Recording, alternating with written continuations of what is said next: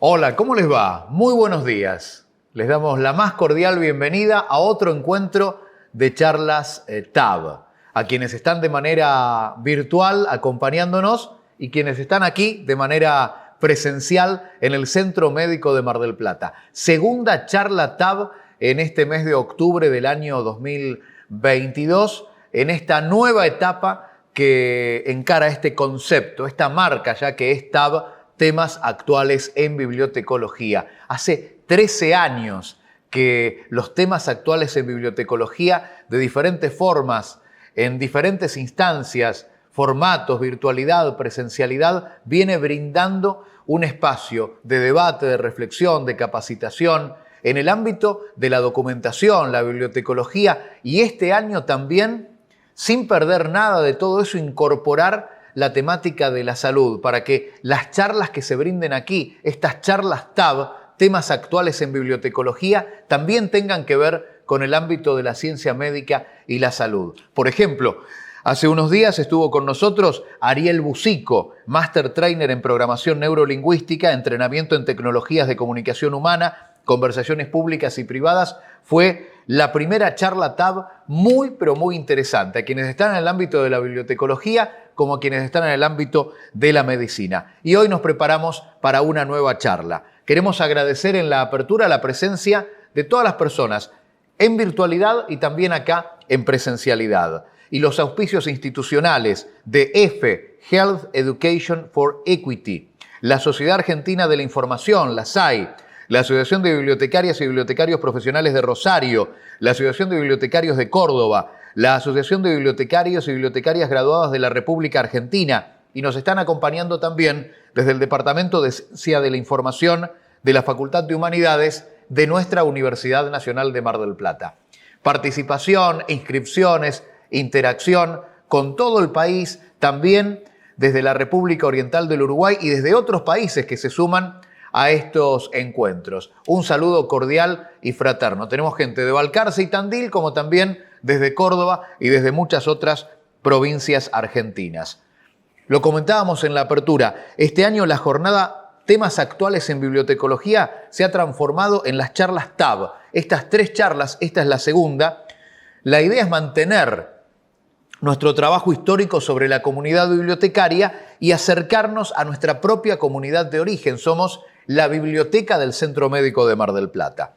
Esta es una actividad científico-académica de carácter gratuito y dirigida a colegas, profesionales, estudiantes afines en áreas de las ciencias de la información y también en la medicina. Esta iniciativa de la Biblioteca del Centro Médico. Y hoy nos encontramos, a partir de ahora, con Alejandra Clark, editor, team manager, Plus One, Public Library of Science.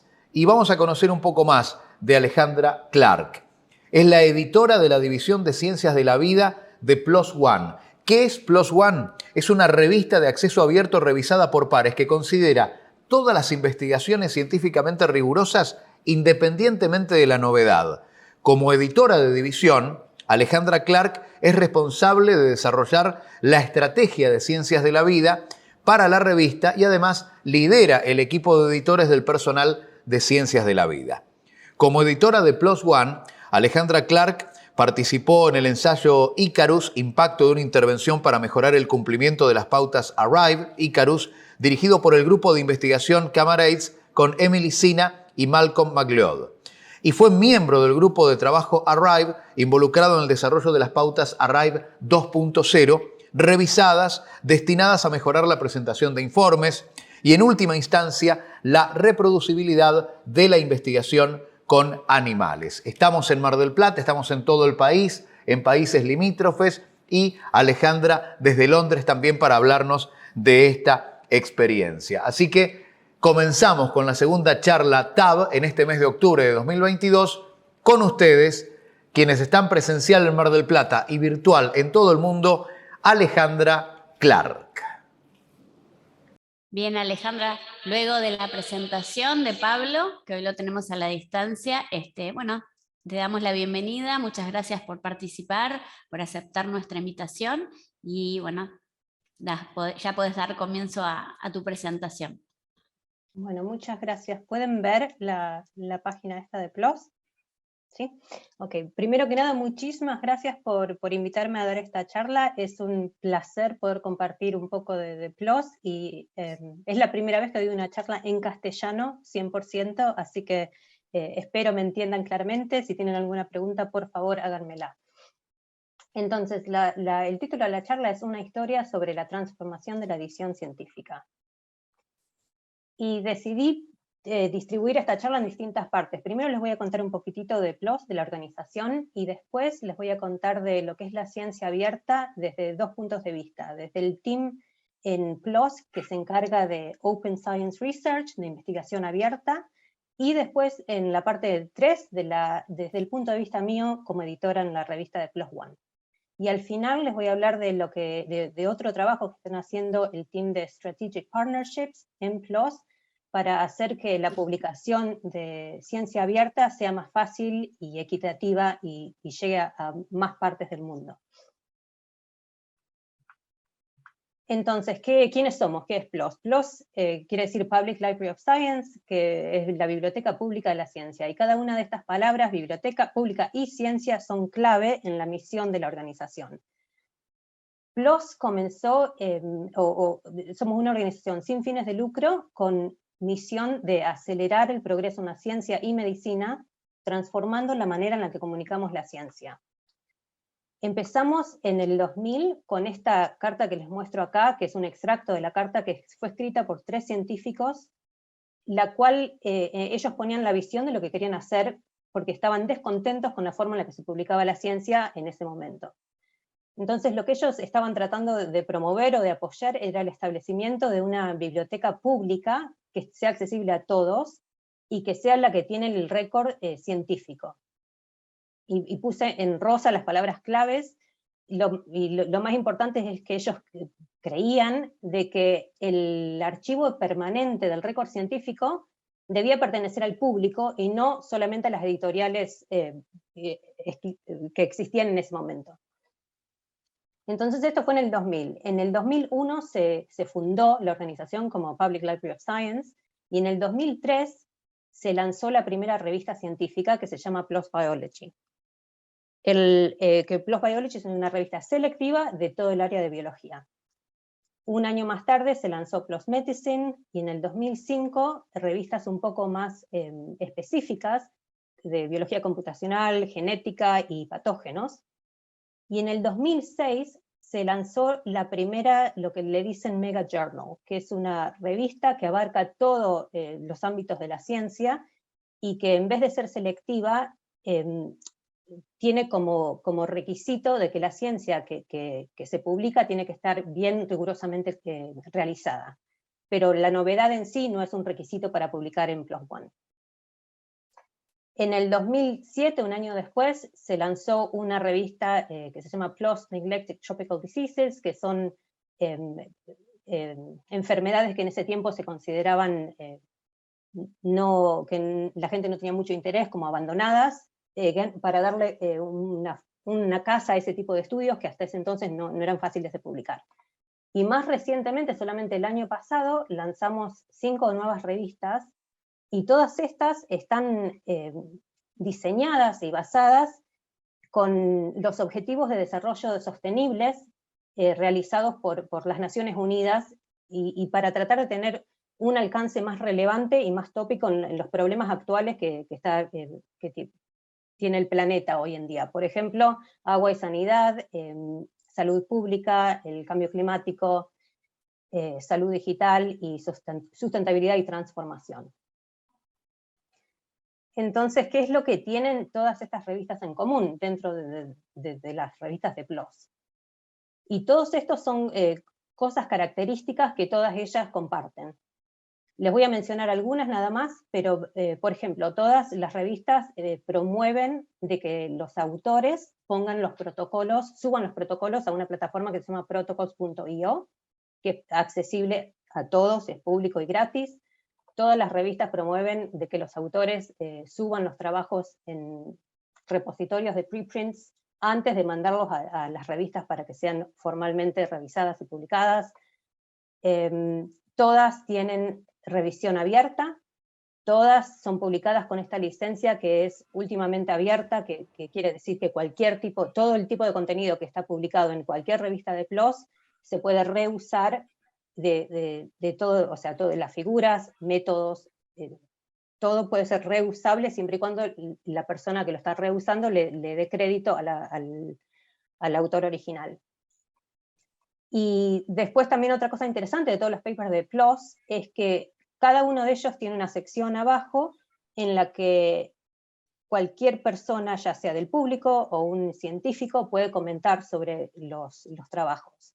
Entonces esto como que promueve la discusión entre distinta gente respecto a los trabajos científicos que se publican.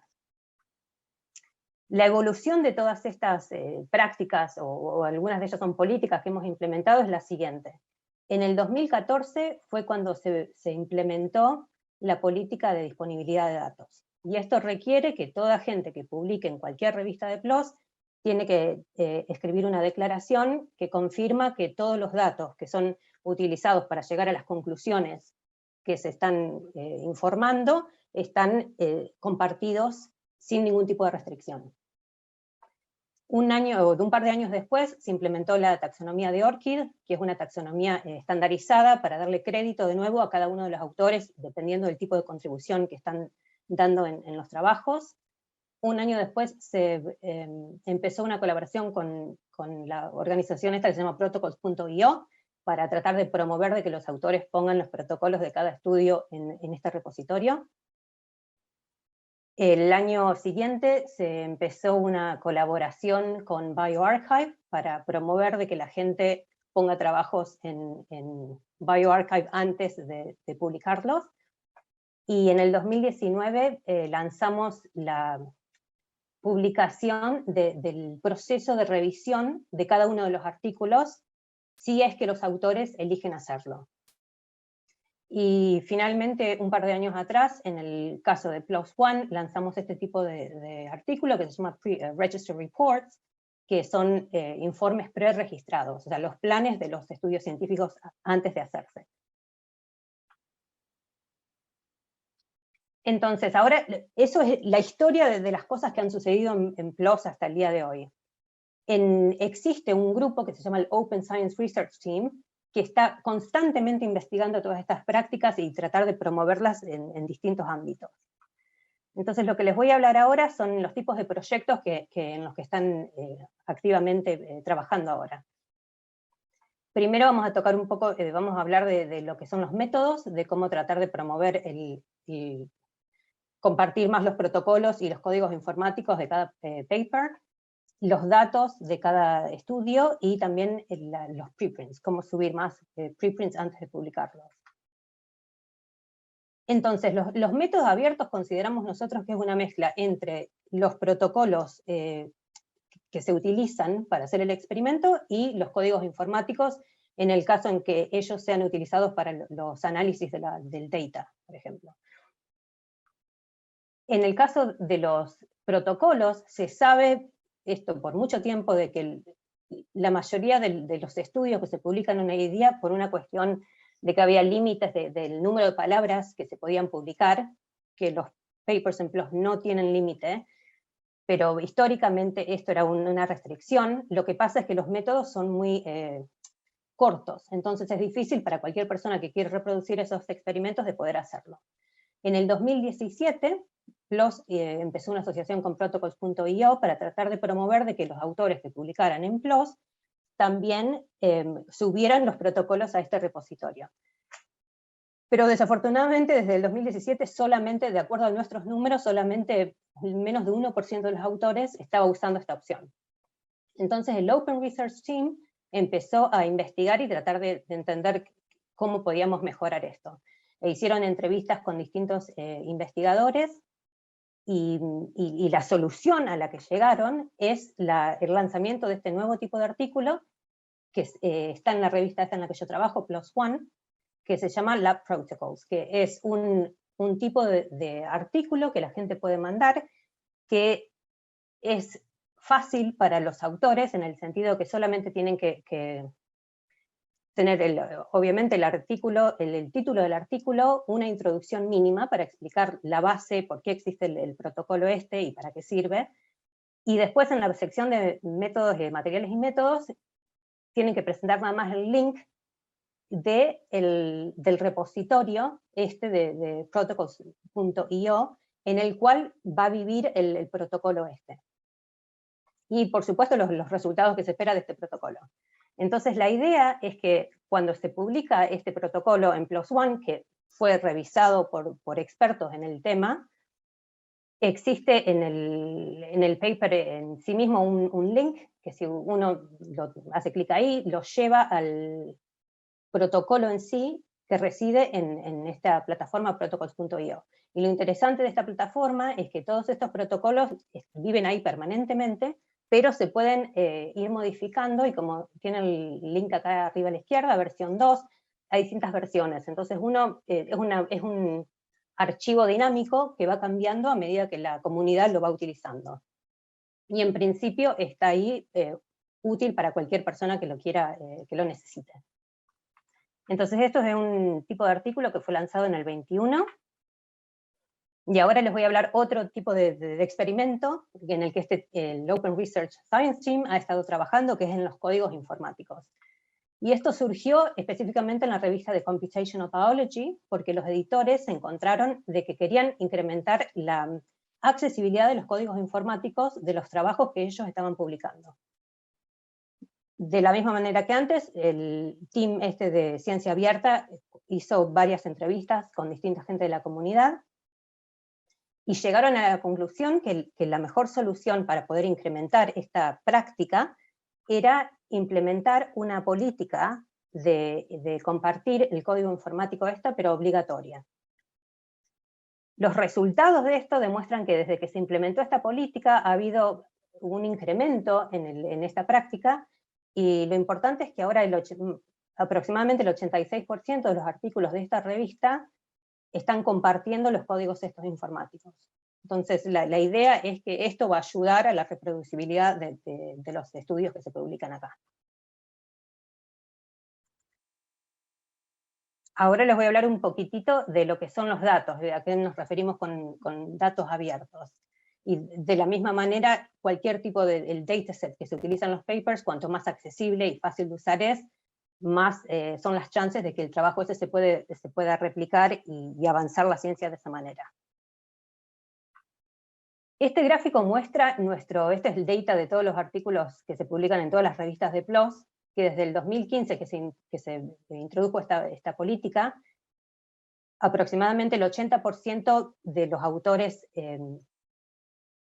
comparten los datasets, pero solamente una minoría son los que lo ponen en los repositorios. Pese a que ha habido un incremento desde el 2015 hasta el día de hoy, aún aproximadamente un 30% que comparten los datos en repositorios públicos permanentes, que son mucho más accesibles que subir el dataset con los archivos dentro de cada paper. Entonces, después de la introducción de esta política del 2014, como les dije, 31% de los autores solamente, o sea, un tercio de los autores están hoy en día compartiendo sus datos en estos repositorios. Y según los principios de datos que se llaman FAIR, y FAIR porque son fáciles de encontrar, son accesibles, interoperable, y esto es importante porque indica o requiere que el dataset sea fácil de extraer y reusar, y por eso reusable, que respecto a esto, a nosotros nos gustaría poder incrementar esto de alguna manera, pero ¿cómo hacerlo? Entonces el team ha hecho varias entrevistas de nuevo con distinta gente, distintos investigadores, y lo que han encontrado es que en realidad, como todos sabemos, la investigación requiere que los experimentos que se publican se puedan repetir y avanzar sobre ellos, y la mayoría de la gente, o sea, más de la mitad de la gente usa el data que se publica, o de los papers que ya están publicados, pero la mayoría de la gente tiene problemas para poder acceder a ese dataset, y muchas veces tienen que contactar a los autores individualmente, y es mucho más trabajo para los autores hacerlo de esa manera.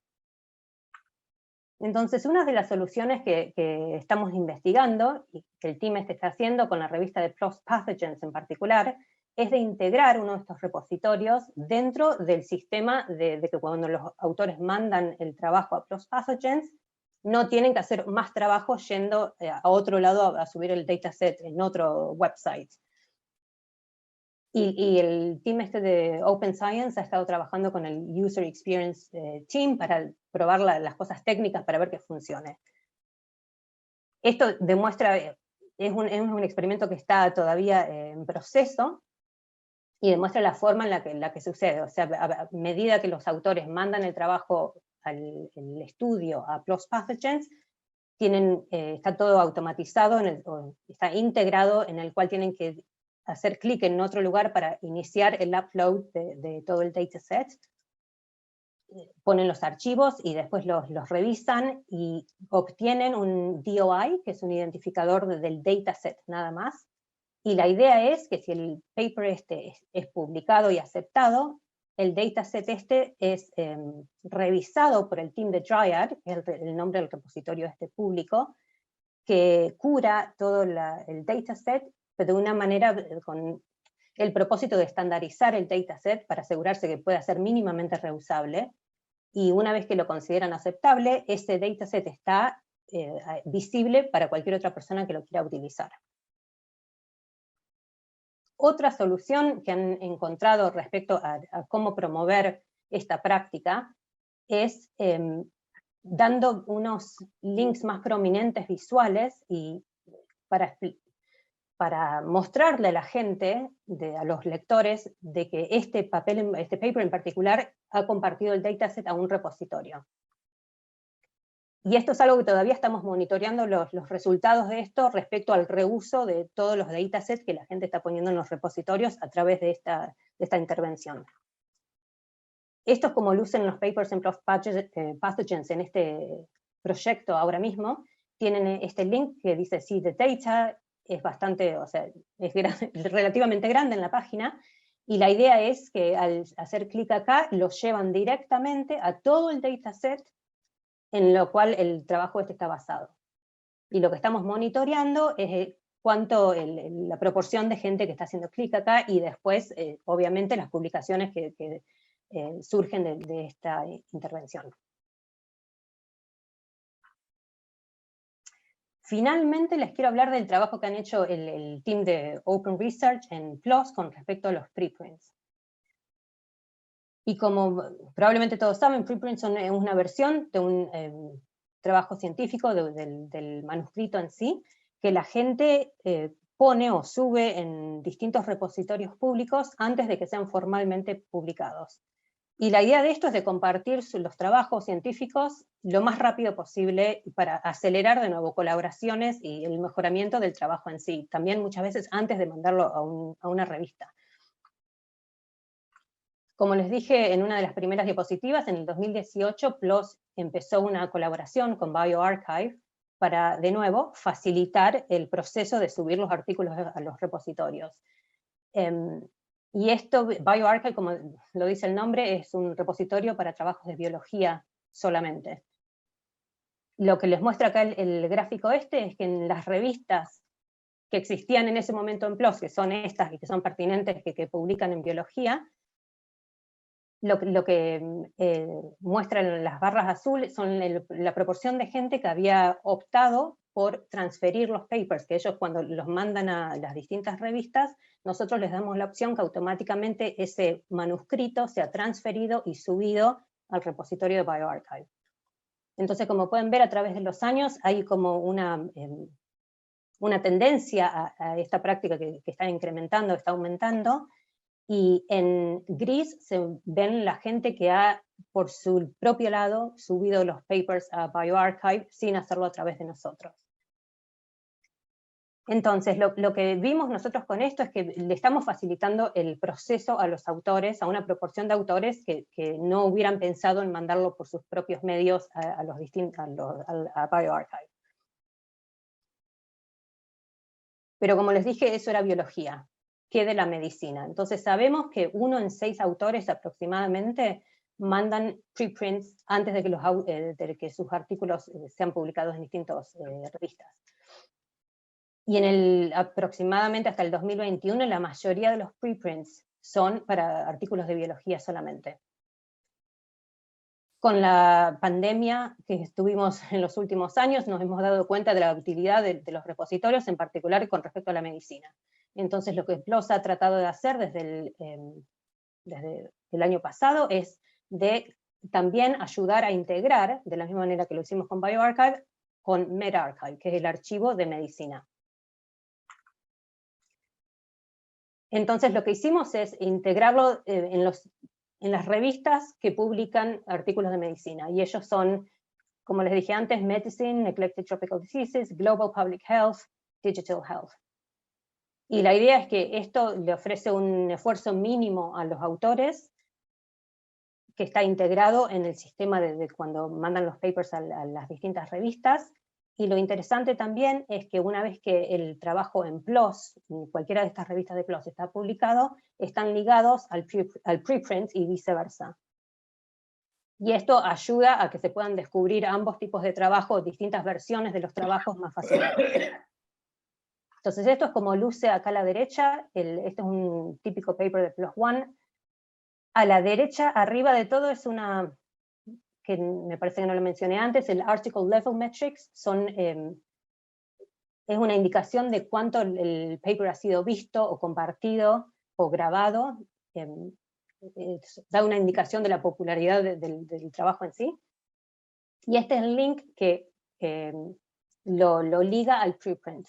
Entonces si uno va acá, puede llegar al trabajo que está subido en medRxiv, y viceversa, medRxiv también tiene un link que dice que este trabajo está publicado en la revista esta de PLOS Medicine, o sea que se puede ir de uno al otro sin problema. Todas estas cosas que les he estado hablando están compartidas en un sitio de PLOS, que se llama acá Research by PLOS. Entonces, si les interesa, pueden ir ahí y ver muchísimo más de todas las cosas que les he estado hablando, pero es algo que está constantemente siendo updated. Ok, entonces, eso es desde el punto de vista del grupo este de ciencia abierta dentro de PLOS. Ahora les quiero contar cómo luce eso desde el punto de vista mío como editora en una revista que es PLOS ONE. Entonces, como les dije antes, PLOS ONE fue lanzada en el 2006. A diferencia de todas las otras revistas en PLOS, es una revista no selectiva, en el sentido de que como requisito la ciencia tiene que ser rigurosa y estar bien hecha, pero no tiene que ser sumamente novedosa. Como alcance es muy vasto y considera todo lo que sea ciencia aceptable para PLOS ONE. Entonces somos multidisciplinarios e interdisciplinarios, y a raíz de eso tenemos distintos grupos de editores internos en las oficinas que cubren las distintas áreas académicas. Y también, importantemente, tenemos un team de ética de publicación. Es una revista que tiene un grupo de aproximadamente 6.000, 7.000 editores académicos, que son los que manejan la revisión de los artículos. Y importantemente es una revista que también publica trabajos con resultados negativos o resultados que contradicen otros resultados ya publicados. Y acá les pongo una copia de un collection, que es un grupo de papers en ese ámbito de lo que le llamamos el missing pieces, que son los pedazos de rompecabezas que uno no encuentra. Es para decir los resultados negativos. Es una serie de papers que reportan ese tipo de cosas. Lo que les cuento ahora es el criterio de publicación. Y esto es interesante porque refleja el tipo de trabajo que nosotros consideramos. Y cada uno de estos ítems es algo que los revisores y los editores académicos tienen que evaluar en cada uno de los papers.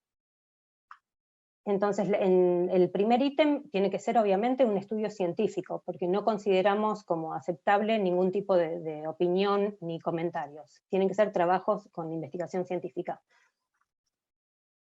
Los resultados tienen que ser originales, los experimentos, las estadísticas y los análisis se tienen que realizar de manera rigurosa, las conclusiones tienen que ser válidas, el artículo tiene que estar claro, y toda la investigación tiene que adherirse a los estándares de ética de experimentación e integridad de investigación. Y desde el punto de vista de los datos, se espera que los papers de cada una de las disciplinas se adhiera a los estándares de comunidad con respecto a compartir los datasets. Entonces, ¿cuáles son las responsabilidades nuestras como editores de una revista así? Son de compartir, o de publicar y compartir todos los resultados científicos, pero asegurándonos de que el informe de cada uno de estos científicos esté bien hecho, sea transparente y sea riguroso. Y muy importantemente, tenemos que asegurarnos de mantener los estándares de ética de experimentación e integridad de investigación. ¿Cómo logramos hacer esto en una revista que recibe aproximadamente cientos de papers día a día? Tenemos una estructura en la cual apenas los artículos son mandados por los autores, hay un chequeo inicial por un grupo de editores que no son los editores académicos, que se aseguran de que los papers se adhieran a distintas políticas que les voy a comentar en la siguiente diapositiva. Y una vez que pasan estos chequeos, los papers van a los editores académicos, que como les dije hay 6.000, y son académicos que trabajan voluntariamente para esto, y son ellos los que manejan todo el proceso de revisión. Entonces los chequeos en sí son respecto al primer ítem que les dije, que tiene que ser investigación científica. Tenemos distintas pautas de cómo informar los estudios, dependiendo de las disciplinas, y algunos de ellos requieren checklists, entonces tenemos que evaluar de que los checklists estén presentes. Tenemos distintos requisitos, dependiendo de si el trabajo usa animales o humanos, con respecto a que sean aprobados por distintos comités de ética. La disponibilidad de datos tiene que ser aceptable, y todo lo que sea conflicto de interés tiene que ser transparente, y los autores tienen que declarar todo, o sea, lo más posible. Si alguna de estas cosas no lo consideramos aceptable, el paper es rechazado y no pasa a los próximos pasos de ser visto por un editor académico y de peer review. Entonces, esto es lo que hacemos nosotros como editores, pero ¿cómo luce cuáles son lo que es la ciencia abierta en PLOS ONE, en una revista tan grande, tan heterogénea como lo que es PLOS ONE? Y estas son todas las cosas todas las prácticas y todas las políticas que están pasando en la revista de PLOS ONE. Como todas las revistas de PLOS, es acceso abierto. Los estudios tienen que ser reproducibles y replicables, y esto, como les dije, es uno de los criterios de publicación, entonces es algo que es bastante estricto. Los datos tienen que ser abiertos. Todos los papers publicados en PLOS ONE tienen la opción de publicar la revisión, la historia de la revisión. Tenemos distintos tipos de artículos, como ser pre-register o register reports, reportes pre-registrados, o los lab protocols, study protocols de los que le hablé antes. Y también apoyamos o promovemos de que los autores suban sus trabajos a distintos repositorios. Entonces vamos a hablar un poquito de cada uno de ellos. Con respecto al open data, a los datos abiertos. Como les dije, esta es una política que empezó en el 2014. Y lo que esperamos es de que todos los autores que mandan trabajos a PLOS ONE tienen que hacer todos los datos que son necesarios para llegar a las conclusiones de ese paper, los tienen que tener o mostrar, compartir de alguna forma disponible, sin ningún tipo de restricción. Y esto lo hacemos a través de una declaración que está incluida en cada uno de los papers al principio, y que nosotros chequeamos como parte de nuestros chequeos. Entonces la gran pregunta es ¿qué es lo que hace falta para reproducir los papers? Y esto puede ser cualquier tipo de datos. dependiendo de los trabajos. Y como les dije antes, PLOS ONE publica en varios ámbitos distintos, entonces esto es algo que estamos constantemente trabajando con los editores académicos para entender cuáles son los requisitos de cada tipo de ámbito. ¿A dónde queremos que compartan o a dónde que pongan los autores los datos? Lo ideal, de acuerdo a los estándares FAIR de los que hablamos antes, es que los autores pongan el dataset en distintos repositorios. Pero también se aceptan de que lo hagan a través de los archivos suplementarios de cada paper. Hay algunas excepciones por las cuales consideramos aceptable de que los autores no compartan los datasets. Y esos son cuando hay restricciones legales o éticas. Por ejemplo, con todo lo que sea datos médicos que tengan que ver con la privacidad de los pacientes. Y también en casos, por ejemplo, de conservación de algunas especies, a donde algunos papers comparten la localidad de animales que están en peligro de extinción. Ese tipo de data no queremos compartirlo porque nuestros papers son completamente abiertos y no queremos de que eso esté en las manos de gente que quiera cazar estos animales. Ejemplos de que no aceptamos como declaraciones de disponibilidad de datos son aquellos que eran los típicos previos al 2014, previos a la política, que era de que los datos se van a hacer disponibles cuando alguien nos lo pida. Eso no es algo que aceptamos, a no ser que sea una de estas restricciones de acá arriba. Y también datos propietarios que pertenecen a compañías, si son los únicos que se necesitan para replicar los resultados, esos papers son mínimos, pero los recibimos y los rechazamos porque no consideramos que los estudios son reproducibles.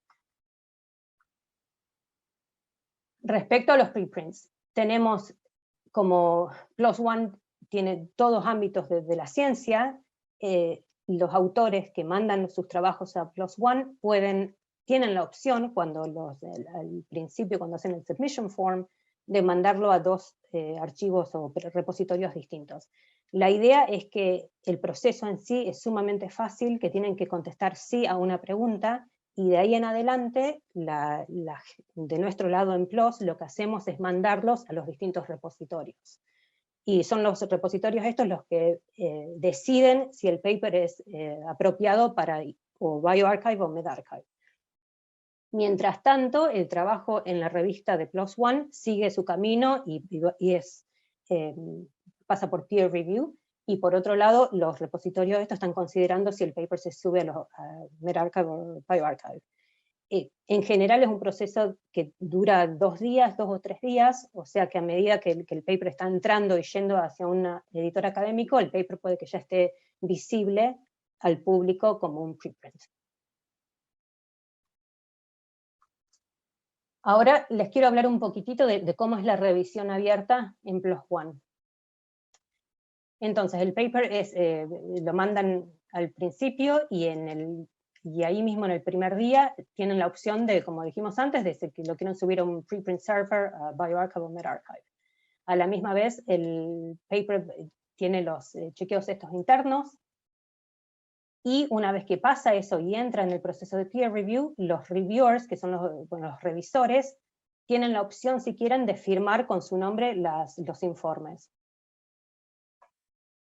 Lo que tienen que, hoy en día, con esto de la revisión abierta, los revisores tienen que, o sea, si aceptan de revisar el trabajo, existe la posibilidad de que esos informes que ellos dan sean publicados. Y eso solamente se sabe al final del proceso. Una vez que el paper es aceptado, los autores tienen una pregunta al final de todo el proceso de que si quieren publicar la historia de revisión o no. Entonces, muchos revisores acá, depende del ámbito, depende de la disciplina, tienden a firmar su nombre, otros no, pero en general no hemos visto un problema con los revisores de no querer trabajar como reviewers para PLOS ONE con esta política de revisión abierta. La idea es que una vez que se publica la historia esta de revisión, existe como un archivo independiente, y esto es como luce en el paper publicado de PLOS ONE. Si los autores decidieron publicar la historia, aparece un tab que se llama Peer Review, y la idea es de que todas las cartas, desde el principio hasta el final, están compartidas.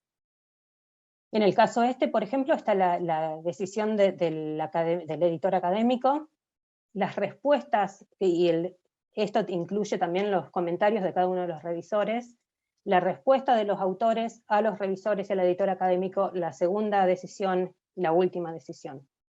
La idea de esto es que está abriendo el proceso de peer review, y es muy útil para entender cómo ha progresado el paper desde que se mandó hasta que se publica, cuál es la evolución de todo el trabajo científico. Y también sirve para aprender a cómo revisar trabajos en casos de journal clubs. Es muy útil en tratar de entender por qué algunos papers han sido publicados versus no publicados. Ok, finalmente les quiero hablar de este tipo de artículos que se llaman Register Reports. Esto es algo que ha surgido más que nada en el área de psicología, pero que PLOS ONE, como abarca todas áreas de distintos tipos de ciencia, lo consideramos para cualquier tipo de disciplina que los autores quieren mandarnos los Register Reports. Y lo que hace este tipo de artículo es dividir el trabajo científico en dos, en la parte de planificación y en la parte de los resultados. Entonces lo que se esperaría de este tipo de artículo es que los Register Reports, el protocolo en sí, consisten nada más los planes de los trabajos que la gente quiere hacer. Y eso es algo que es revisado por revisores y editores académicos, y si se consideran que son aceptables, que tienen una pregunta científica viable, y que el diseño del estudio es apropiado, el paper se publica. PLOS ONE, después de esto, se compromete a publicar cualquier sea el resultado de ese estudio que el editor académico consideró aceptable. Y lo que hace esto, como proceso, es evitar de que en muchos casos, muchos científicos no tienden a publicar resultados negativos o no tan interesantes, porque esa es la tendencia. En este caso, al haber publicado el protocolo en sí, incentiva más a los autores a mandar los resultados, porque van a ser aceptados si hemos aceptado el protocolo primero. Entonces el beneficio de este tipo de artículo es que combate los prejuicios que hay respecto a que todos los artículos que están en el récord científico siempre son positivos, y que toda persona que hace investigación científica sabe que eso es la minoría de los casos, y en la mayoría de los casos los experimentos no funcionan. También la revisión de los protocolos tendría que mejorar la forma en la que están hechos los estudios, porque por ejemplo nosotros recibimos muchos estudios, no muchos, pero recibimos estudios por ejemplo hechos con animales, que la pregunta está mal hecha, o que hay demasiados animales utilizados que no tendrían que haber sido matados por nada, y que si ese tipo de trabajo hubiera sido investigado o evaluado en la parte de planificación, probablemente se hubiera evitado, por ejemplo, matar muchos animales sin necesidad. Y también le da más claridad a los autores más temprano en el proceso de cómo modificar los estudios si el diseño del estudio en sí no está tan bien hecho. Entonces, en summary, las cosas de las que le he hablado es respecto a las responsabilidades nuestras como editoras o editores, es de asegurarnos de que toda la investigación que se publica en PLOS ONE está científicamente bien realizada y éticamente bien realizada. Todas las políticas de las que he hablado están creadas en colaboración con el comité editorial y con un advisory group que tenemos, ya sea por ética humana o de animales. Y PLOS continúa en lo que es en tratar de investigar y en desarrollar distintas políticas para promover la ciencia abierta. Todo esto con el propósito de diseminar trabajos que sean inclusivos, rigurosos y que estén éticamente realizados. Entonces, ahora voy a cambiar totalmente de tema y les voy a hablar de otra cosa que el grupo de Strategic Partnerships en PLOS está activamente involucrado en hacer. Y eso es en acuerdos institucionales, porque lo que se sabe es que previo al trabajo de este grupo en PLOS, el costo de publicar Open Science puede ser una barrera para muchos autores en muchas partes del mundo. Entonces lo que este team está haciendo es tratar de desarrollar nuevos modelos, en este caso modelos, acuerdos de publicación ilimitada con instituciones. Y el propósito de esto es llegar a un alcance a nivel global, con la idea de que distintas instituciones tengan la posibilidad de publicar en distintas revistas de PLOS. Esto tiene tarifas que son anuales, bien transparentes y predecibles, y le permite a las distintas instituciones de publicar ciencia abierta.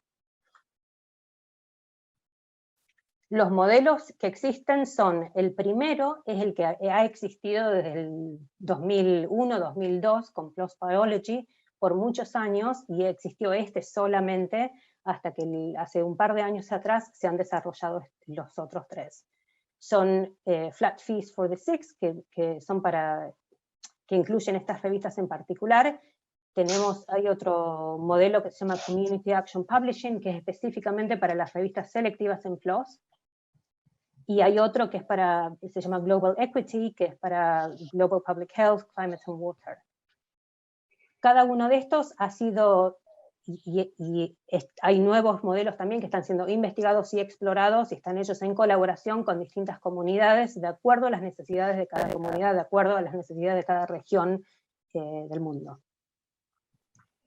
Si tienen alguna pregunta respecto a estos modelos, les pongo acá el nombre de la persona, mi colega que se encarga de esto. Entonces, eso es todo lo que tengo para compartir hoy. Bueno, Alejandra, la verdad que excelente tu presentación. Te cuento que antes de pasar a las preguntas, vamos a recibir a otro disertante, a otros, mejor dicho, que en este momento justo están acotados con el tiempo, así que los vamos a recibir primero a ellos y después vamos a continuar con las preguntas que ya hemos anotado y registrado para hacerte a vos. Virginia nos va a contar un poquito de qué se trata y después voy a leer un poco el currículum de cada uno de los disertantes. Hola a todas y todos, ¿cómo están? Queríamos tomarnos unos breves minutos para contarles una anécdota que le da contexto a esta presentación. Tiene que ver con un libro que recibimos hace algunos meses en nuestra biblioteca, y con ese mito que tienen las bibliotecas y los bibliotecarios sobre la protección de los derechos de autor. Solemos decir y inculcar la bandera de que somos la vitrina de creadores y creadoras, y este es un ejemplo hermoso que queríamos compartir. Hace unos meses recibimos, a través de una donación de la Biblioteca de la Universidad Nacional de Villa María, con el licenciado Gustavo Gómez Rodríguez, un libro que nos pareció muy interesante en el contexto de nuestro trabajo con las estudiantes y los estudiantes de la Escuela Superior de Medicina de la Universidad Nacional de Mar del Plata y con toda nuestra comunidad médica. Este libro se titula El conocimiento científico y la metodología de la investigación, comprensiones en la resolución de problemas de estudiantes en medicina.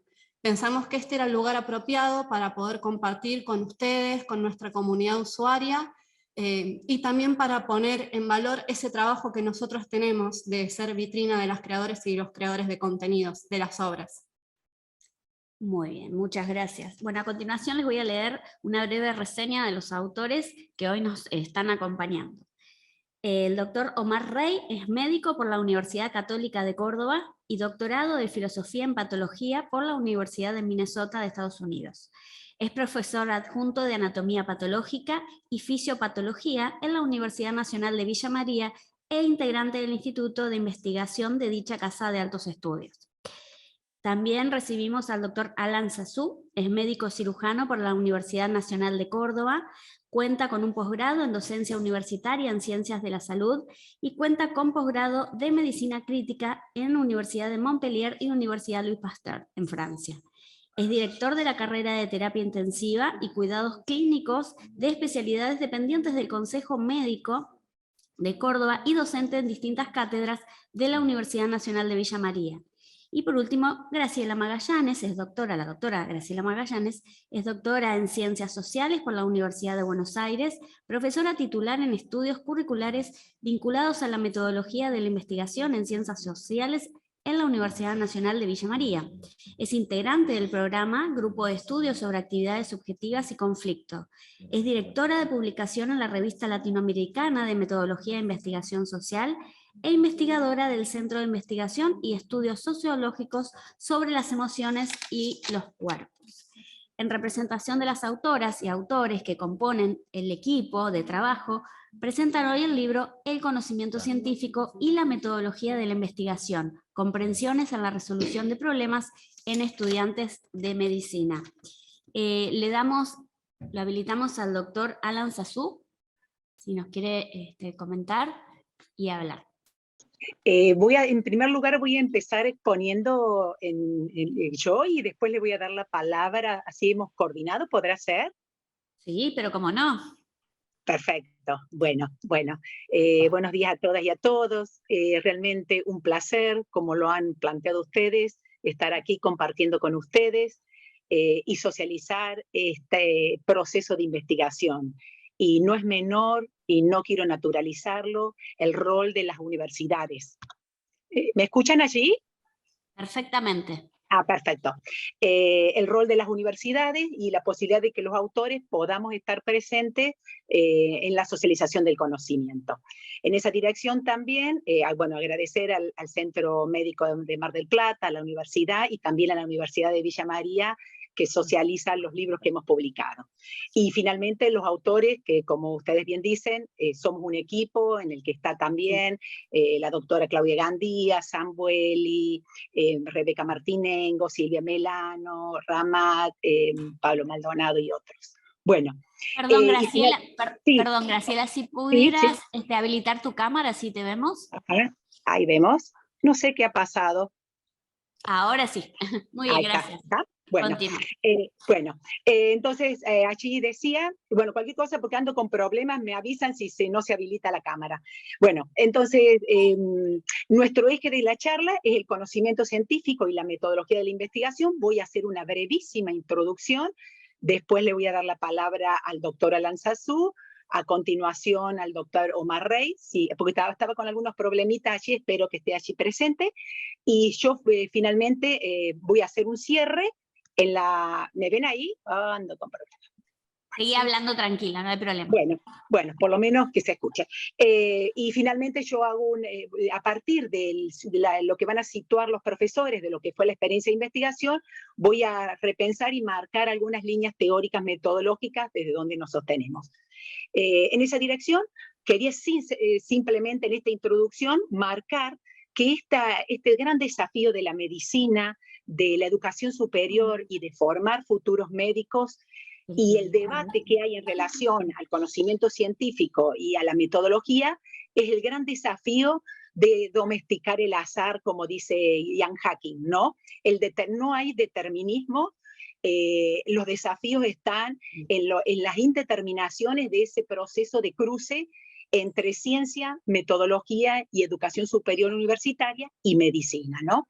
Bueno, y no solamente eso, la mirada subjetiva desde donde cada estudiante y futuro médico sale adelante. Ese es el gran desafío desde la educación pública, desde donde estamos investigando, y el desafío de la ciencia, educación y sociedad. En ese sentido, el título de nuestro proyecto es La metodología de la investigación y los obstáculos en el proceso de investigar con estudiantes de medicina y sus desafíos. Porque la lógica de la ciencia no es la lógica de la disciplina y el problema del tramponer esos conocimientos.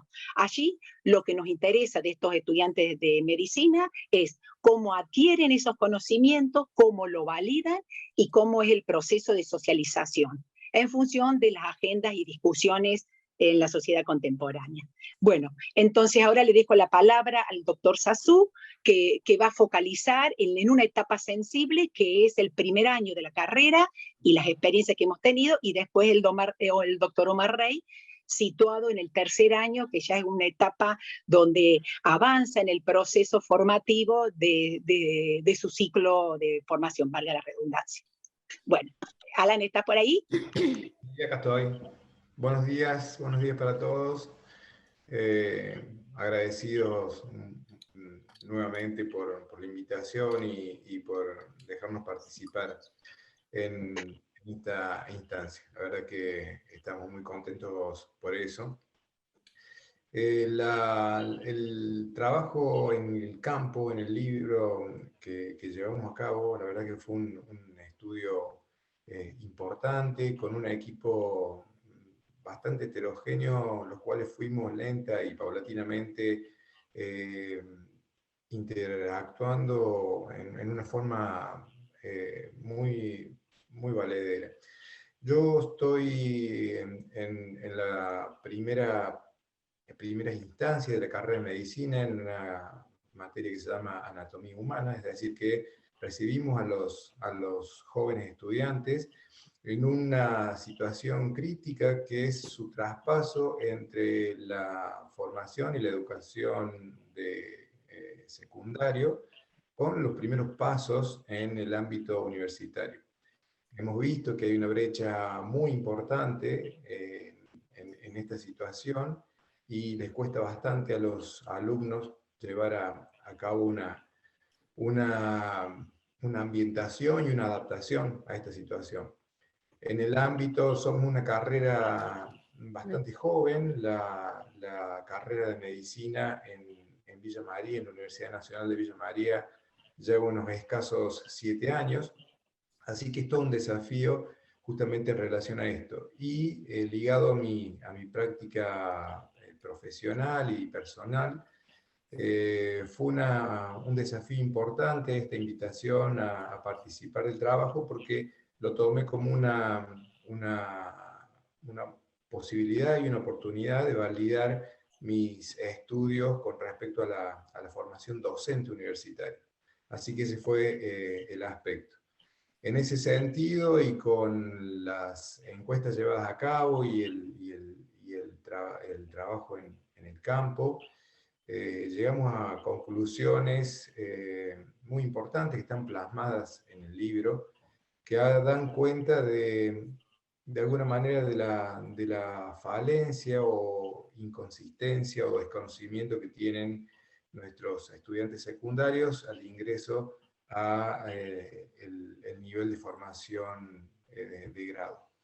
Fue así que llevamos a cabo este trabajo, y con una participación muy activa de los estudiantes. Ya Omar Rey, mi colega, el doctor Omar Rey, seguramente va a poder hablar de otro modo, porque ya él está un poquito más avanzado en la carrera, el tercer año, y obviamente que los chicos ya a esa altura llevan otro nivel de rodaje y aprendizaje. Así que, francamente positivas todas los datos que fuimos sacando al respecto, y a punto de partida de eso es que fuimos implementando algunas cosas ya desde el primer año para que todo el estudiantado empiece a rozarse con esto que es tan importante para toda la vida universitaria, que es el conocimiento científico y la metodología de la investigación. Bueno, sin mucho más que contarles, le paso la palabra a Omar Rey para que él les cuente desde su punto de vista. Bueno,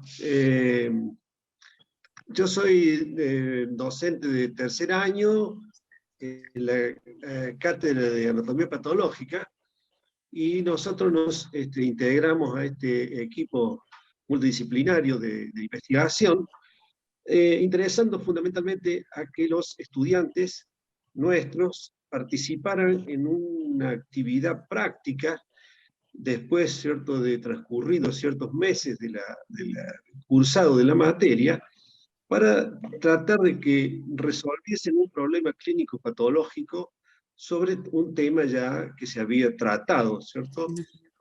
Y ver de esa forma cuáles habían sido los conocimientos que habían adquirido durante el desarrollo de la cursada. todo el curso estuvo muy participativo y la finalidad era poder evaluar el enfoque que los alumnos le daban ante un problema concreto que puede ser el mismo que se puede presentar en sus consultorios cuando termine su carrera, tratando de ver cómo se enfocaban, ¿cierto?, ante un caso muy, muy particular. Y se los agrupó en en varios grupos, ¿cierto?, en los cuales todos tuvieron la oportunidad de tratar de resolver este problema. Se presentaron, lógicamente, lo enfocaron de distintas formas, pero todos presentaron diagnósticos diferenciales muy interesantes y totalmente relacionados con la patología que se les presentaba, aunque llegaban a los diagnósticos por vías un poco diferentes. Entonces, lo que se hizo fue darles una especie de evolución, explicándoles por qué algunos estaban más acertados que otros, aunque todos estaban, diríamos, bien llegados a buen puerto.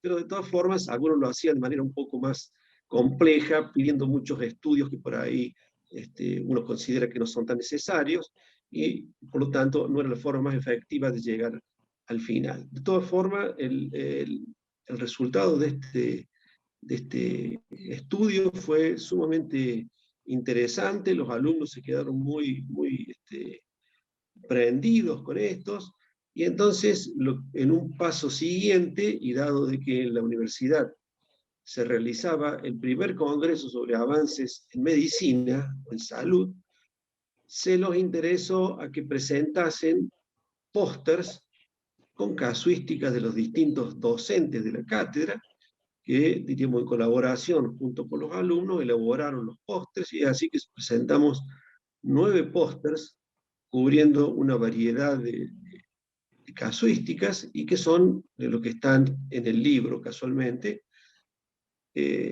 Tuvimos una excelente respuesta de los alumnos, los que se animaron, porque muchos no querían, ¿cierto?, ser los presentadores, pero eventualmente después estuvieron muy contentos y estaban preguntando dónde podíamos presentar póster de nuevo, algo que fue para nosotros muy estimulante, lógicamente, ¿cierto? Lamentablemente después los tiempos para todos cambiaron, con la pandemia se disminuyeron, ¿cierto?, los congresos y demás, pero de todas formas pudimos ver cómo los estudiantes se interesan en este tipo de cosas, porque a la vez que son útiles para su carrera, y ver, ellos mismos pueden evaluarse dónde están plantados en determinado momento. Ya en tercer año, ustedes saben, tienen los alumnos un conocimiento bastante amplio de lo que es la parte básica de la medicina, así que fue muy, muy interesante lo que pudimos detectar en estas dos experiencias. Y todo está plasmado, ¿cierto?, en el libro. Así que le voy a dejar a Graciela que ella continúe. Gracias, Omar. Bueno, como bien plantearon allí el doctor Sassou y el doctor Omar Rey, estuvieron dando pistas de la experiencia en relación a que nuestro proyecto de investigación era un diseño cualitativo y cuantitativo, pero con características exploratorias y descriptivas, porque como bien plantearon los profesores, no tenemos muchos antecedentes, ya que en el caso de nuestra universidad es hace 7 años de estudio. Sin embargo, hay escasos estudios en la especificidad de estos temas que estamos trabajando en relación a medicina. Allí quisiera marcar que el objetivo era describir, y utilizamos entrevistas, utilizamos encuestas, utilizamos grupos de discusión, y también, como dijo el doctor Rey, un protocolo a partir de una situación de caso. El gran desafío allí era tratar de comprender, valga la redundancia, qué le pasa a los estudiantes cómo resuelven, cómo salen adelante.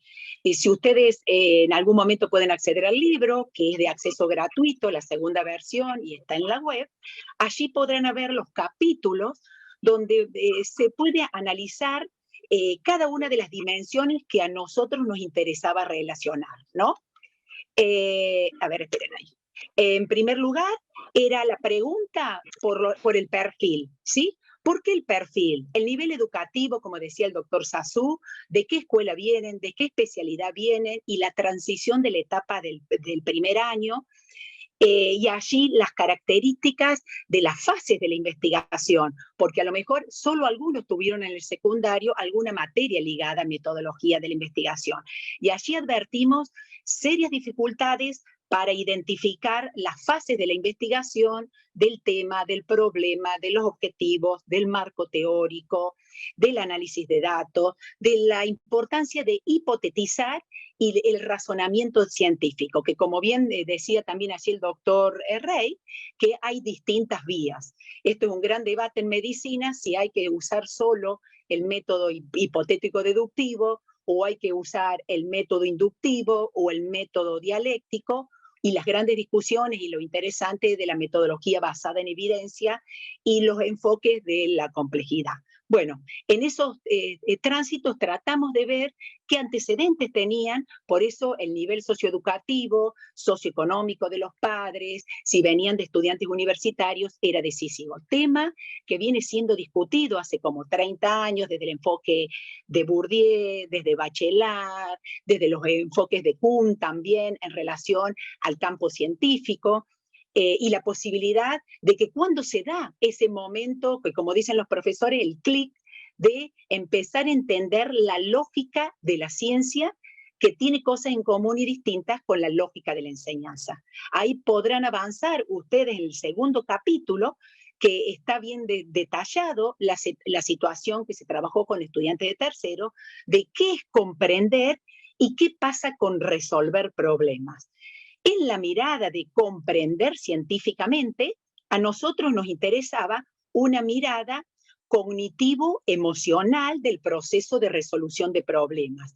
Es decir, que no solamente la racionalidad científica en los procedimientos argumentativos de cómo descubro, cómo valido, cómo aplico, sino también en ese sentido, cómo me afecta a mí desde lo emocional, desde lo sensible, los malestares que me podría traer vinculado el tema que yo tengo que trabajar, ¿no?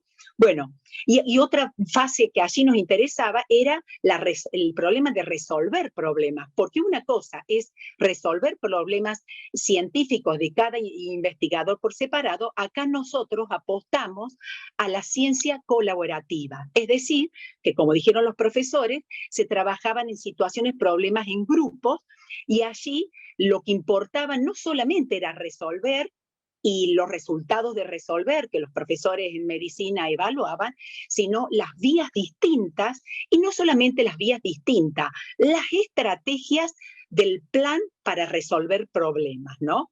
Allí se marcaba mucho la lógica de la enseñanza, en donde la hegemonía de algunos estudiantes tenía más fuerza por sus antecedentes curriculares, y eso después en las conclusiones, en algunos grupos, le demostró que no era garantía de que alguien sepa mucho desde el que haya tenido buenos promedios y que haya resuelto bien ese problema. Había otras alternativas de otros que tenían un pensamiento más divergente y que después les llevó a repensar en esa dirección. Bueno, en esa línea nuestros debates están a partir desde el enfoque de la enseñanza y el aprendizaje de la ciencia en general, y en el nivel universitario y en medicina en particular.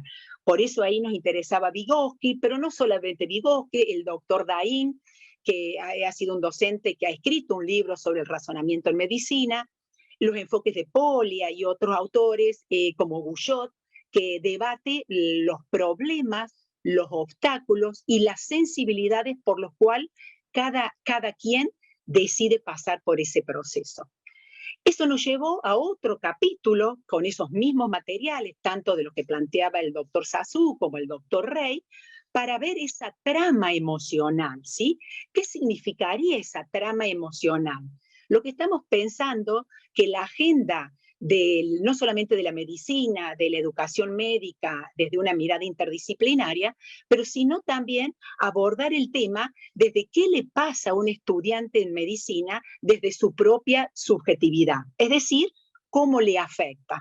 Entonces, después de que resolvieron todo el caso, tuvieron una situación de entrevista y cuestionario autoadministrado, y allí le preguntábamos respecto a los atributos cualitativos o cuantitativos de lo que le pasó, si le afectó o no le afectó la primera etapa, la segunda, o la resolución de problemas al final, las conclusiones, y no solamente qué le afectó, sino si se sostenía eso pensando que cuando él está en situación de clase o cuando va a las prácticas, ¿qué pasa si se reiteran esas prácticas, esas emociones que le afectan, que le obstaculizan, y en otros casos no le obstaculizan? Por ejemplo, ellos planteaban la fuerza que en ese proceso de formación es transmitirle un modo de cómo se resuelve un caso con un futuro paciente y enfermedades, por ejemplo, como el cáncer, ¿no? Tanto porque le había afectado su historia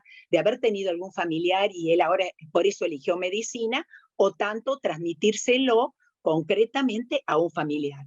Entonces allí, por eso son importantes en medicina discutir las comprensiones, que no es solo la ciencia, el erudito, el científico del laboratorio, sino es cómo eso se trama y se traba desde lo sociohistórico, lo sociocultural, de la interacción médico-paciente-familiar, ¿sí? Porque lo que estamos discutiendo también, y es la agenda de los últimos 20 años en ciencia, es no solamente que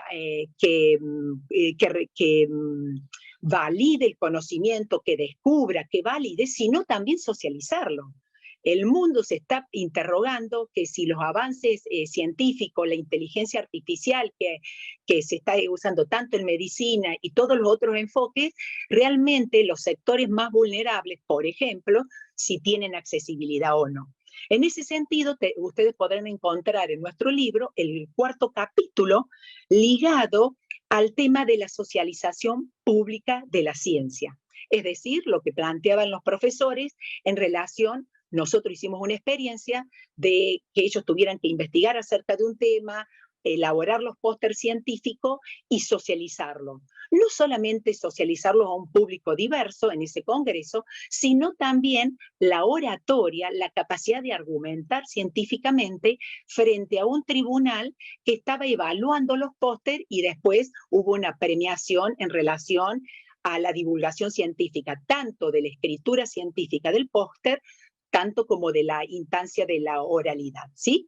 Bueno, en ese sentido, la discusión acerca de la socialización pública de la ciencia, nosotros estamos pensando en clave no solo de las grandes discusiones que hay, tanto desde Carlino, que es una investigadora que hace más de 15 años viene diciendo qué está pasando con los estudiantes universitarios, su escritura y su oralidad científica, su capacidad de argumentar y tener estrategias argumentativas, sino la otra cara de la moneda es repensar que el desafío de la socialización pública de la ciencia viene acerca de los debates de una ciencia abierta, inclusiva, colaborativa, participativa y la investigación ciudadana, ¿no?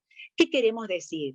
Que acá está en juego otro desafío que tienen los planes de estudio, y nosotros tratamos de rastrear en el plan de estudio que teníamos, esta cuestión que estaba ligada a la capacidad de transponer el conocimiento, es decir, desde la ciencia al nivel universitario, que en el caso del profesor Satsu y el doctor Rey, lo bajan al nivel universitario, pero también desde ahí los estudiantes cómo lo comprenden y lo que significaría transponerlo al primario, al secundario, a un sector urbano marginal u otra diversidad de pacientes heterogéneos que tienen, ¿no?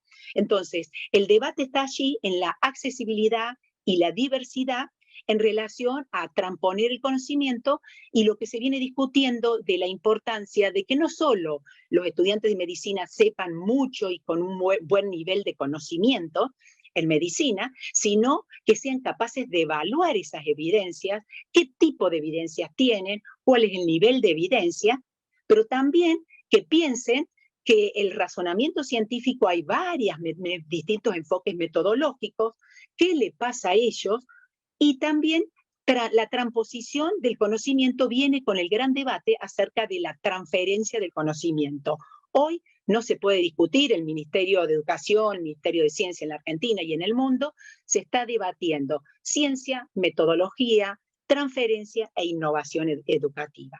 Bueno, desde allí es que nos interesaba este lugar sensible de la sociabilización, y lo que nos llevó ahora en esta última etapa, y bueno, esperamos que en el próximo etapa de la investigación, porque esta que le estamos contando está ligada al 2016, 2017, 2018, y ahora estamos avanzando a partir de los resultados de esta investigación en un proyecto de transferencia a la comunidad, trabajando con la comunidad en forma participativa e interinstitucional. Es decir, que estos mismos debates de la sensibilización en estas dimensiones ahora se pasa y se articula con la importancia de la salud pública y los hospitales públicos, que estamos en un equipo de 40 personas, que estamos trabajando con el área de comunicación, en el caso del Hospital Público Pasteur, y con médicos del hospital, que también son docentes en la carrera, y también con el nivel medio y nivel primario. Y eso, para cerrar, lo último que quiero marcar acá, y a su vez estamos trabajando por un enfoque de ciencia que también los niños y los adolescentes hagan afiches para sociabilizar respecto a temas de la ciencia, como en este caso después se derivó ligado a la donación de órganos. Bueno, me extendí, disculpen. Perfecto, muchas gracias. Para cerrar ambas presentaciones, en principio agradecemos la participación de Alejandra Clark, de Graciela Magallanes, de Alan Sazú y de Omar Rey, que nos acompañaron hoy en esta propuesta que tiene que ver en hacer una síntesis de lo que es la edición científica y la metodología de la investigación. ¿Por qué nosotros pensamos en estos tópicos? Porque queríamos hacer una convergencia en lo que tiene que ver la especificidad de nuestra formación profesional como bibliotecarias y bibliotecarios, pero también las comunidades a las que servimos, médicas y médicos, estudiantes. En este caso, y hoy mismo se encuentran presentes médicos del Centro Médico de Mar del Plata y estudiantes de la Universidad Nacional de Mar del Plata que hemos podido saludar. Y queríamos destacar, como síntesis de ambas presentaciones, la importancia que reviste la metodología de la investigación científica en el sistema de edición, porque investigadores y también futuros médicos, estudiantes que van a pasar por su periodo de residencia y que tienen una obligación de publicar, necesitan contar con herramientas que les permitan, en principio, conocer dinámicas alternativas al tradicional copyright que quizás se ofrecen como un camino muy marcado, como se han dado a través de los comentarios, a través de PLOS, es nuestro ejemplo que nosotros queríamos compartir con ustedes para salir de los métodos tradicionales de publicación, pero también saber qué camino tenemos que seguir para llegar a poder ser parte de una revista que se encuentra indizada en bases de datos, que cuenta con todos los procesos de revisión por pares, y que muchas veces nuestras alumnas, nuestros alumnos, incluso nuestra comunidad médica quizás desconoce un poco todo ese proceso, que no tiene que ver con los 5 pasos de la investigación, sino mucho más con los requisitos de publicación, cómo es el proceso editorial para remitir un artículo en una revista, y poder brindar estas herramientas desde los primeros años de formación nos pareció clave. Nosotros vemos muchos libros, muchos materiales que hablan de teoría general, de metodología de la investigación, pero no hemos detectado bibliografía específica que aborde las problemáticas que se detectan en los estudiantes, y en este caso en nuestra comunidad local para los estudiantes de medicina. Por eso nos pareció un aporte sumamente enriquecedor, y desde aquí también queremos entonces generar la primera pregunta para ustedes, y a continuación vamos a leer la catarata de preguntas que hay para Alejandra Clark con respecto a la metodología PLOS. La primera pregunta para Graciela, para Alan y para Omar tiene que ver con qué herramientas piensan ustedes que pueden brindar desde sus dinámicas docentes de metodología de la investigación para que estudiantes en sus primeros años de formación tomen conciencia y se animen a iniciar sus pasos en la producción científica, en la investigación y quizás también en la publicación en revistas. Entonces decíamos que muy interesante la pregunta y creemos que no hay una sola pregunta, no hay una sola respuesta, sino que por lo menos desde la experiencia y lo que recomendamos, nosotros, como dicen los profesores, distintas vías. Una, y que es la que estamos implementando, nosotros sumamos desde el primer año estudiantes a nuestros proyectos de investigación. En el que estamos actualmente tenemos 10 estudiantes de medicina y tenemos 5 estudiantes de ayudantes alumnos. Y en otros momentos también hemos tenido adscriptos, ¿sí?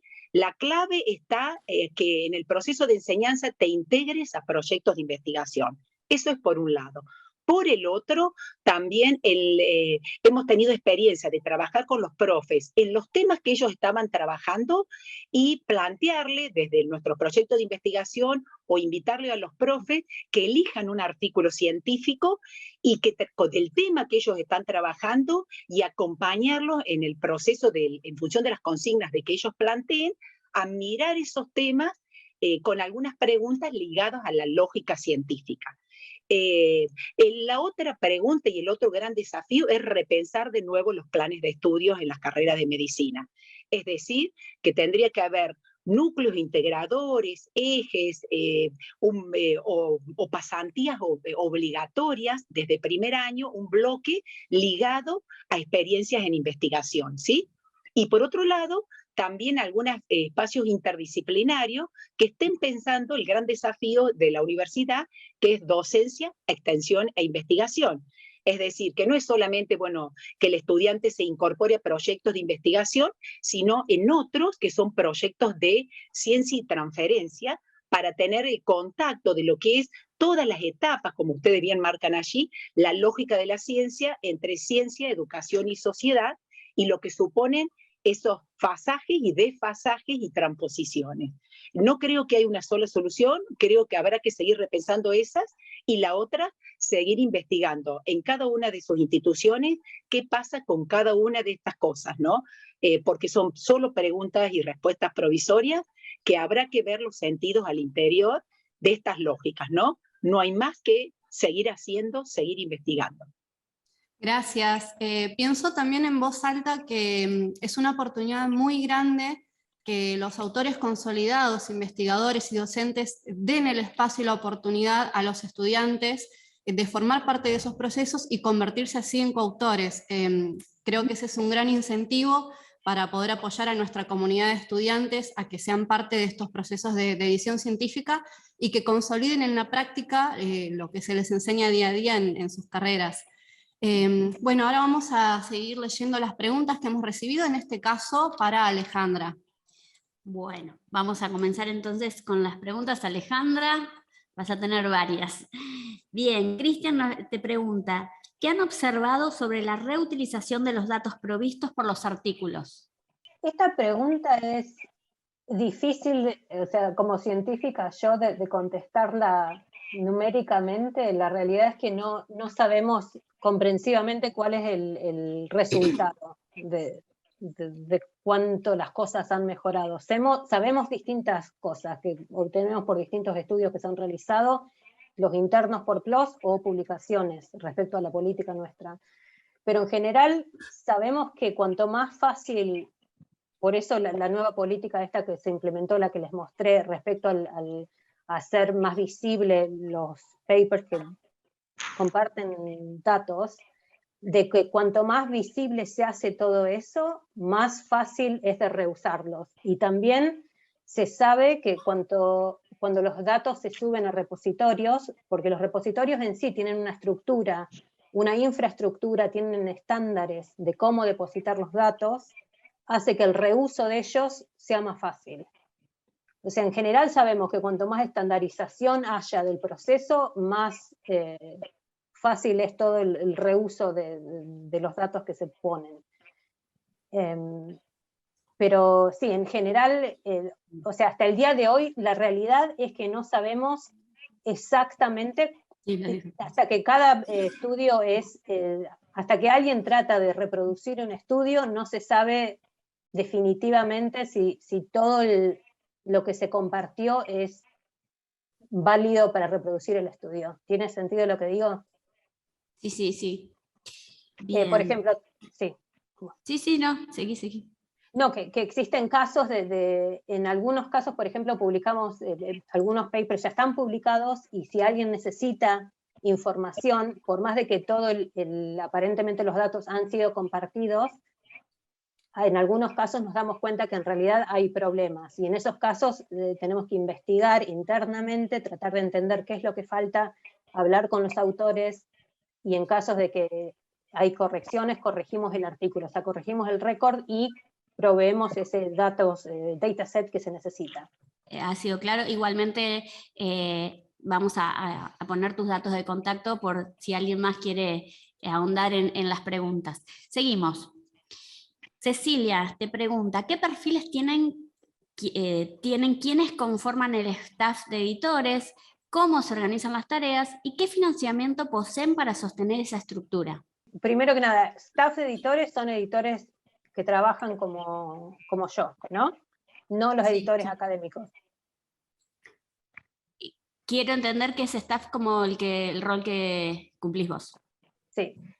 Somos, o sea, la mayoría de la gente de mi team son científicos que han hecho un doctorado, y dependiendo de la disciplina, dependiendo del grupo en el que pertenezcan, son o gente con un background en psicología, o biología molecular como la mía, o medicina, tenemos algunos. O sea, son toda gente que han hecho investigación de algún modo, pero que se quisieron meter en comunicación científica.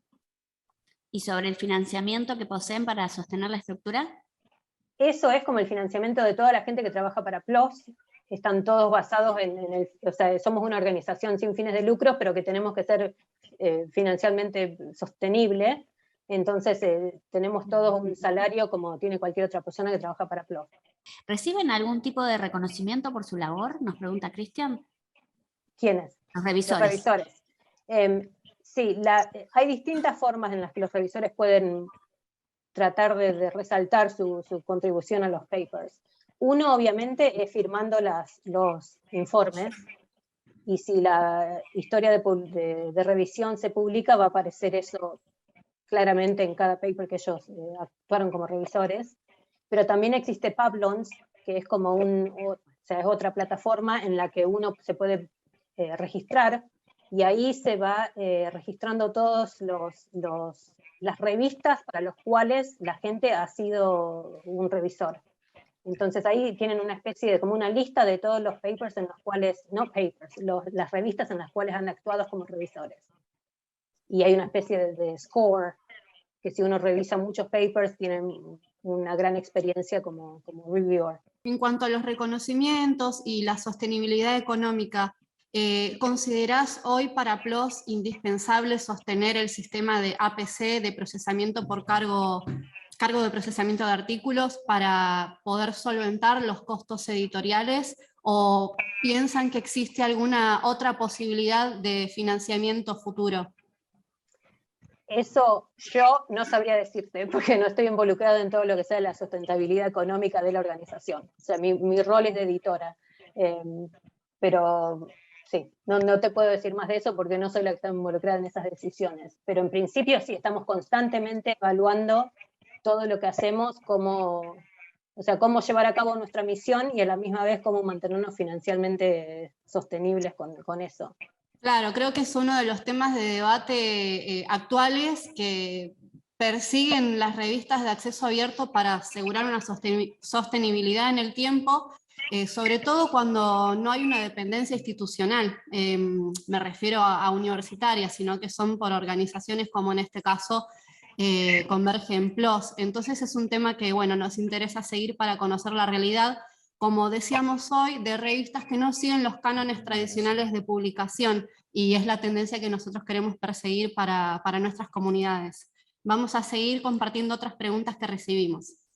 Bien, ahora Cecilia dice, ¿hay topes de respuesta por parte de revisores? Dado que puede haber un ida y vuelta por estar sus evaluaciones publicadas, ¿cuándo se da por concluida su tarea?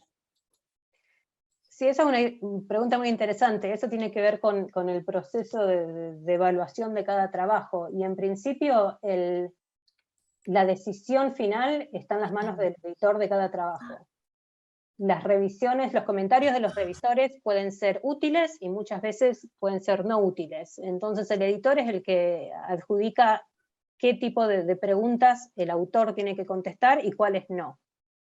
Y otra cosa que tienen que mirar es el criterio de publicación. Muchas veces los revisores les interesa avanzar el estudio de una manera en otra dirección a lo que los autores querían, entonces en ese caso el editor tiene que indicar que esas preguntas, o sea, no son relevantes al estudio en sí. O sea que en cierta manera es caso a caso, cada editor va eligiendo qué es lo que hace falta para evaluar el criterio, para asegurarse de que el criterio de publicación está adherido en cada uno de los papers que publicamos. Cristian también nos hacía una pregunta que viene muy ligada a lo que recién te preguntaba Virginia, quizás ya parte la respondiste. Porque él preguntaba cómo definen el costo de APC por países para países como Argentina, del sur global, es una barrera de entrada. Por estas latitudes se apoya y promueve la vía diamante.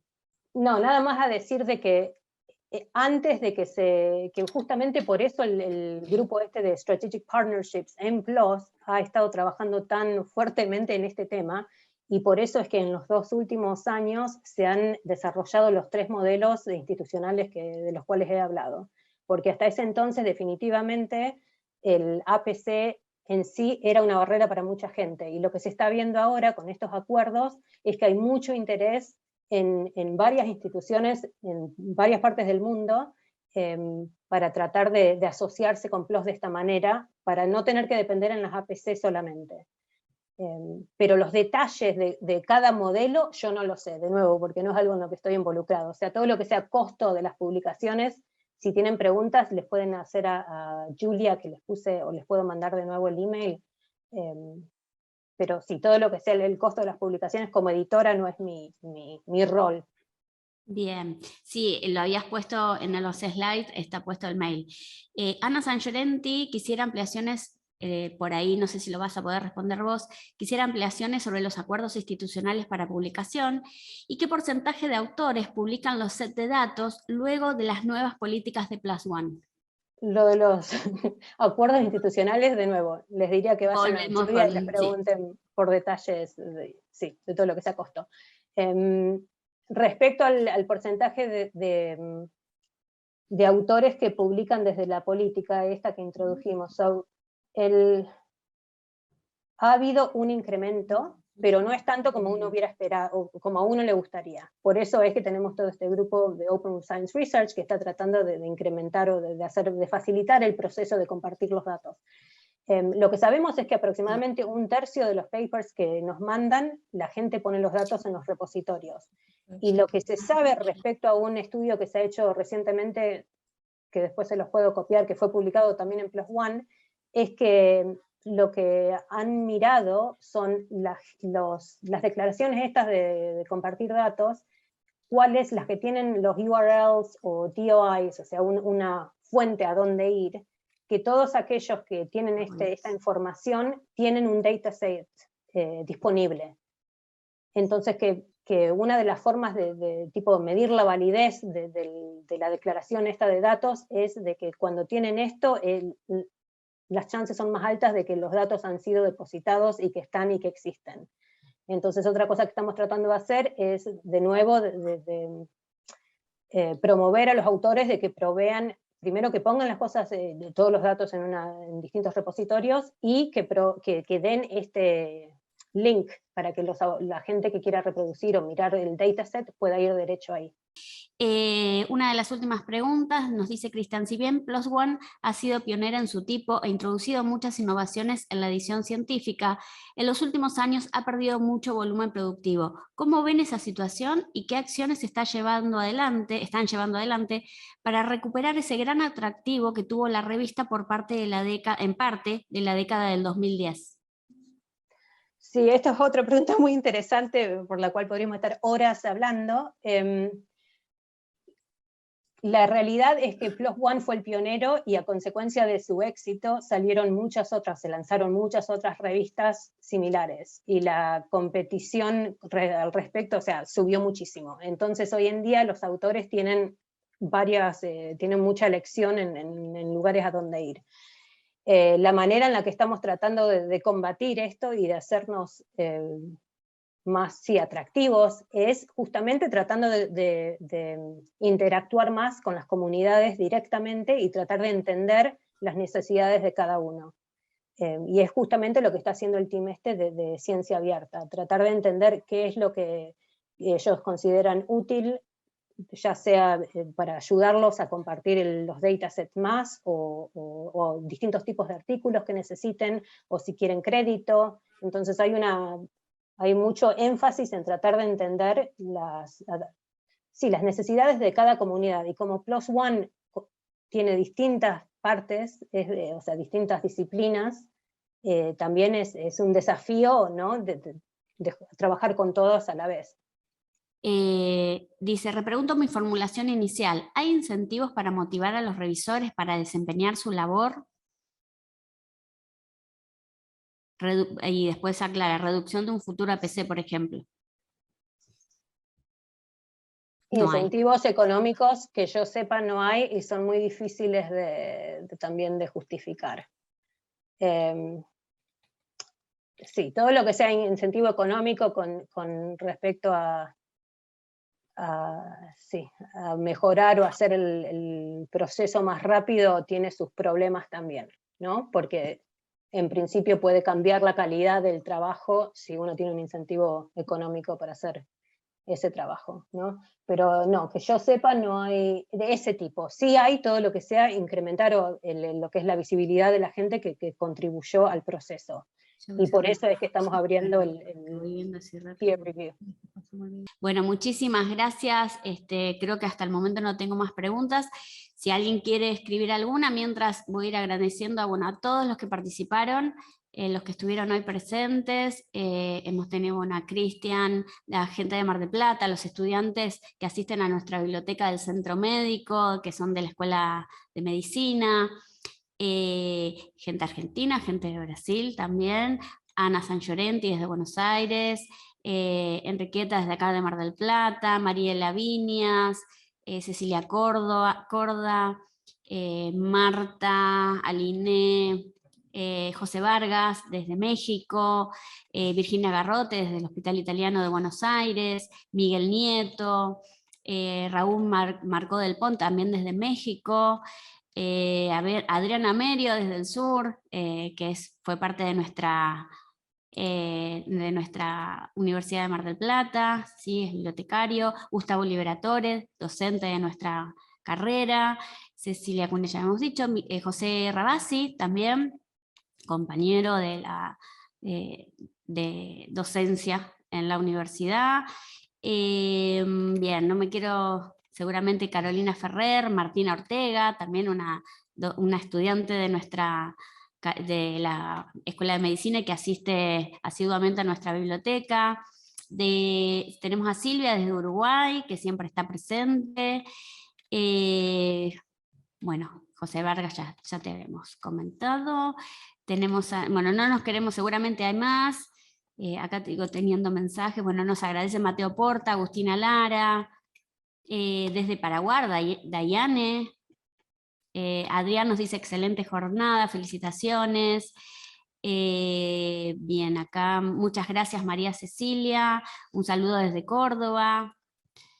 ¿A quién más tenemos? Bueno, Cecilia Cunha, gracias a todos, desde La Plata, desde la UNAM, Flor Chanet, Bueno, les agradecemos a todos haber participado, los esperamos el próximo viernes 28, también de 9 a 11 con una nueva charla.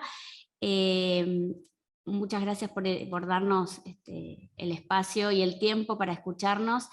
Alejandra, te enviamos un saludo enorme. La verdad que al principio dijiste que no dabas normalmente charlas en español, no se notó para nada porque fue excelente.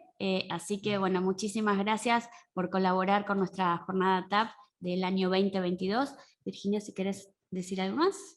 Bueno, en principio, dado el cambio de objetivos en nuestra jornada que pasó a convertirse en charlas, en este ciclo de charlas semanales que estamos teniendo este año, agradecer la participación, que hace mucho tiempo que no contábamos con médicos, con estudiantes, más allá de que la jornada inicialmente fue convocada para bibliotecarias y bibliotecarios y profesionales de la información en ámbitos transversales, nos parece muy valioso poder converger en temas que unen a todas las comunidades con las que trabajamos y poder ir focalizando localmente nuestra atención sobre esa comunidad a la que servimos, destacando hoy la participación activa y en la semana anterior y en las inscripciones que recibimos para la semana siguiente, de médicos y estudiantes. Agradecemos muchísimo el apoyo incondicional de todos estos años de las bibliotecarias y los bibliotecarios que nos acompañan, y esperamos que esta jornada, esta charla, ahora charla TAB, siga siendo de vuestro interés para seguir encontrándonos. Un saludo y los vamos a dejar ahora en el saludo final de nuestro presentador. Bien, antes del final, Alejandra, te quiero hacer una consulta. Vos en los primeros slides hablabas que había comentarios del público en general. Si esto ha dado resultado y el volumen es grande, y si después hablabas de repositorios. Y el trabajo en general, ¿existen bibliotecarios que trabajen con ustedes? Y por último, si tienen identificado el aporte latinoamericano. Comentarios públicos, primero. La realidad es que no todos los papers tienen comentarios públicos. Eso es algo que me parece que se ven en distintos ámbitos, también en los repositorios de preprints. En general, como que depende mucho del tipo de trabajo que se publica, a cuánto la gente comenta. Muchas veces, desafortunadamente, los comentarios tienden a ser los negativos, como los que hace que la gente los propulsa a decir algo. Pero en algunos casos sí pueden ser comentarios de preguntas técnicas, y en ese caso está bueno porque lleva toda una conversación entre los autores y la gente que necesita información, por ejemplo. Pero la cuestión de cuánto la gente comunica en estos public forums es algo que me parece que tiene que ver con el tiempo de cada persona. O sea, que al final del día todo se trata de cuánto tiempo tiene cada persona para hacer X, y que sí, no es tanto como nosotros quisiéramos, pero no es distinto a ninguna otra así, plataforma similar. Después, la segunda pregunta fue de los bibliotecarios, si trabajábamos. ¿Y hay bibliotecarios trabajando con ustedes, gestores de la información, en repositorios o en el proceso en sí? Sí, me parece que sí, no conmigo directamente en lo que yo hago, de nuevo, porque yo estoy pasando, o sea, mi rol es más específico, pero sí, tengo gente en la organización que los puedo poner en contacto y que ellos te pueden, sí, guiar un poco. Perfecto. Y en cuanto a si tienen identificado el aporte latinoamericano en publicaciones, si es interesante el volumen o no. Sí, por supuesto, sí, tenemos justamente la persona que yo les puse el contacto, ella es la persona de PLOS que trabaja con todo el área de Latinoamérica. Bien, y evidentemente ha sido muy interesante y te están siguiendo porque tenemos la última pregunta, de último momento. La última dice, Cristian, ¿hay una aceleración en la publicación de resultados negativos o aún sigue siendo una aportación marginal? De nuevo, depende cómo lo compares. O sea, yo diría que, no sé si aceleración, pero definitivamente es algo que recibimos como tipo de trabajo, y no son todas las revistas que consideran este tipo de trabajo. Y yo sé definitivamente, porque yo tengo un trabajo que nunca publiqué, por ejemplo, de mi PhD, de este tipo, que estaba muy bien hecho, pero porque pasó ya su tiempo y en el momento mío no existían las revistas, no había.